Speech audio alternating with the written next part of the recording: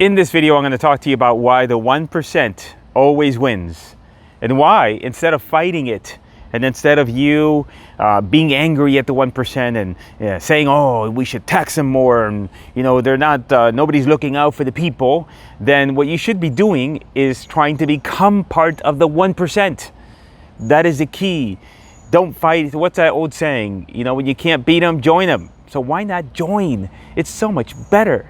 It's so much better. And so in this video, I'm here not to poke fun at you, not to tell you that you're not the 1%, but I would encourage you to come, because we're lonely here. I'm lonely. I would like more company. I would like to invite you over and for us to drink, champagne and nice expensive wine and, order all kinds of stuff and not really worry about the prices and anything like that. Wouldn't that be nice? I think it'd be nice. Whoever said money can't buy happiness, they bought the wrong stuff at the wrong store. I plan on never making that mistake. And I always say that if you're a miserable person and you're rich, then so guess what? There's still options, right? You can get a therapist. You can buy an expensive car. You can go on expensive vacations. Now, the question becomes is, how do you become part of the 1%? All right. The number one is how you look at the world. The ones that are not in the 1% look at the world from from the point of view of the media and what's happening out there. The fact that everything is just so horrible right now, that unemployment is 20%, that the economy is going to crap, that airlines are going bankrupt, and all this other stuff, right? And pretty soon things are going to be starting to opening up, right? Because even in Florida, man, the beaches are opening up. Now Florida's a little bit of a different. We're kind of weird. We just operate in a whole different realm, and we're like, it's hot and we want water, so we're going to go to the beach. Damn it, virus or not. All right, so maybe you guys in Ohio, you don't have any beaches in Ohio, so I mean, I guess that doesn't matter. But at the end of the day, it's really all about a mindset, because you could look at it and sit at home on your TV, and I did this when this first whole thing broke out, and just be miserable thinking about, oh my God, the world is coming to an end. Or you could look at it as an opportunist,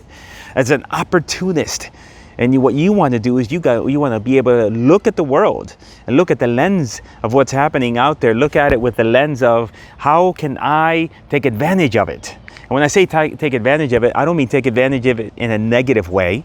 I don't mean take advantage of it in a way that then takes advantage of other people, but I mean take advantage of the fact that there's opportunity out there.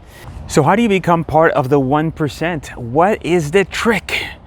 There is such trickery. I wish there was such trickery that was easy, but there isn't. There isn't.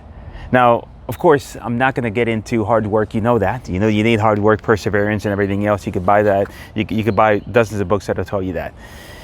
You have to become valuable in the marketplace. That is the number one thing that you can do. You have to become valuable. Now, it could be valuable to you and your business. It could be valuable to your employer. If you're working a full-time job, you want to maximize the amount of money you make. You become that person that if that company gets rid of every single employee at the shop, they're saying, you know what? We got to get rid of everybody, but that guy Chico, don't get rid of him. This entire place will fall apart. And so then how do you become the most valuable player for your company, or how do you become the most valuable player for your industry? And so you have to get the skills to pay the bills. And so I'm going to share with you the three skills that'll help you. It's always three, because two just seems odd, like it seems like something is missing. The three skills I believe that will help and catapult you to success. All right, skill number one, and I've said this so many times, oh my God, I'm so tired of saying this, but you've got to learn how to sell. Now, people don't like that word sell, because it insinuates twisting somebody's arms and getting them to do something, or kind of like the old school movies. But learning to sell is not that. Learning to sell is the ability to communicate your message to somebody, and then to allow them to be able to be receptive to whatever it is that you have, whether it be a service, whether it be a product that you want to sell, etc. And now selling doesn't have to be face-to-face. All right, selling can be me doing a video like this. Selling could be me doing writing a letter on a website that then you go to and you look at and you say, wow, this is amazing what this guy has to offer. Let me go ahead and buy it. So learning the skill of putting words together in a way that gets someone to be open to your point of view and to go and take that next action with you is the number one skill. Without that, that's like the foundation. Without that, it's like trying to cook steak without the steak. You got the salt and you got the pepper and you got all the ingredients, but guess what? If you got no steak, and there ain't much of a meal, right? So that's number one. Number two is, then let's say that you can craft an amazing message and you have a way of words about you that is just amazing. And it could be like this on video here with me. And what's the next step? The next step is, how do you get people to see your message? Well, that is marketing and advertising. And so what kind of marketing and advertising? Are you going to become an expert at the yellow pages? Probably not. That's not a good idea. You can become an expert at filming TV commercials.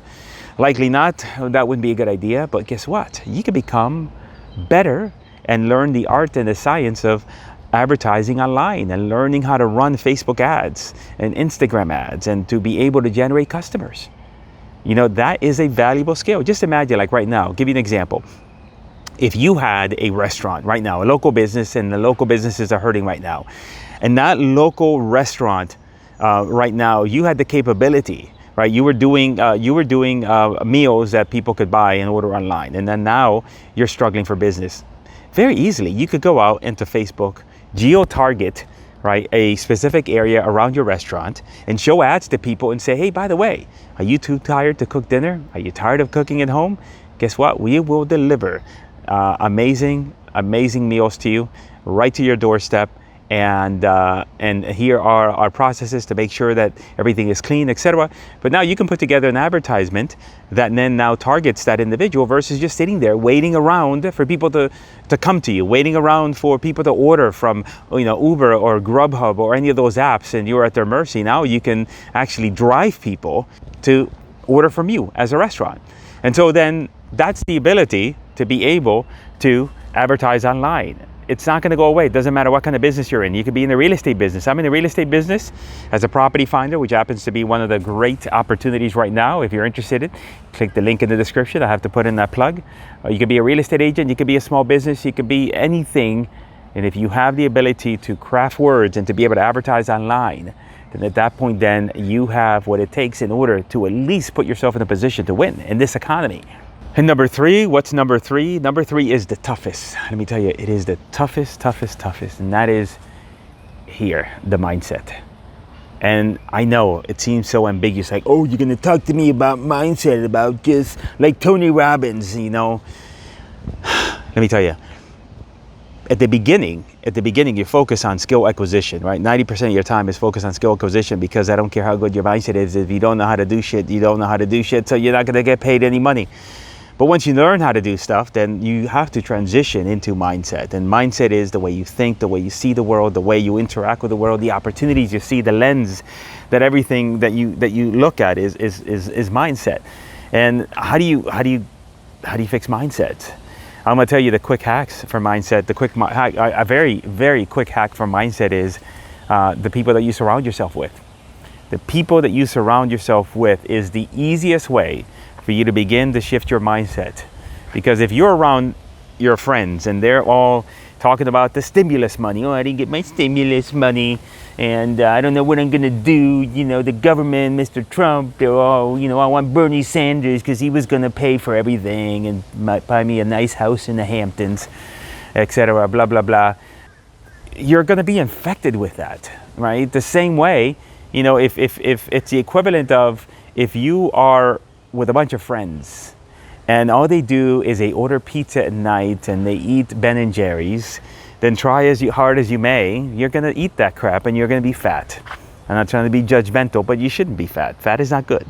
More weight than you should have is not good. So I'm sorry, if you're offended, then you shouldn't be offended so easily. However, if you hang out with all these people that are fit and they work out and they watch what they eat and everything else, are you going to be around them and say, oh yeah, I'm just going to have my slices of pizza? They're going to look at you like, really? Are you sure about that? And then pretty soon after you hang out with them for a little bit, you're going to start thinking and saying, you know what? I think I'm going to have to stop eating that pizza. I think I'm going to have to start taking care of my body better. It's the same thing. If you're around me and I'm always constantly, I don't even talk about the news. What do I talk about? I talk about, hey, what opportunities are there? How can we make more money? How can we help more people? How can we help more people and get compensated for it? What are the new skills that we need to learn? Hey, you're talking to me and I'm telling you, hey, I'm learning this new skill here of, say, YouTube advertising, because right now it's the uncharted territory and there's a lot of opportunity. And you're thinking, oh, maybe I need to learn that skill. And how can I apply that? Look, Chico's making $100,000 a month. How can I make $100,000 a month? You got to get together with people that when you tell them what you do, they think that you're working part-time. They think that, like, what are you doing? Really? I mean, how could you survive on that? How could you survive on making that kind of money each and every single month? And you go home with your tail behind your legs and you think to yourself, you know what? I got to get my crap together, because life ain't going to change for me unless I change. So those are my 3 tips for today. I wanted to just make this message here for you today, because as the economy opens up and everything starts to try to get back to normal, there is opportunity out there. But you've got to put yourself in a position that then now this becomes the time in your life when now you look back and you say, you know what, that's the time that I made that transition, because maybe I listened to that Chico's video and he told me to get off my ass and to do whatever is required in order for me to be successful. And I stopped hanging around with these loser friends and I started thinking and I started improving my skills. And yeah, it was hard, but guess what? At the end of the day, now I'm making money, I'm happy. And again, the man who said money can't buy happiness, he was just an idiot. He bought a lot of wrong stuff. And the last thing I say is, you want to upgrade your problems. That's what you want to do. You got crappy problems. You got small problems. You want big problems, right? I'll tell you what, you want to know what kind of problems I have? The problem that I have is that my cars are black. They haven't been driven. And I got these big palms right there. And then they crap all over my car. So even though it hasn't been driven, now I got like crap all over my car. And so now I got to call the car wash guy to take that stuff off. I know you're thinking, Chico, you're such an ass for saying that. I'm trying to help you. You need first class problems. All right? Fix your mindset. That's all I have to say. Get your shit together. That's what I say to me. That's what I'm telling you. So the advice I give to myself is the advice I give to you. Tough love. Remember, hit the subscribe button, notification. There's a couple videos here that I have here that might be of interest to you, and I'll talk to you later.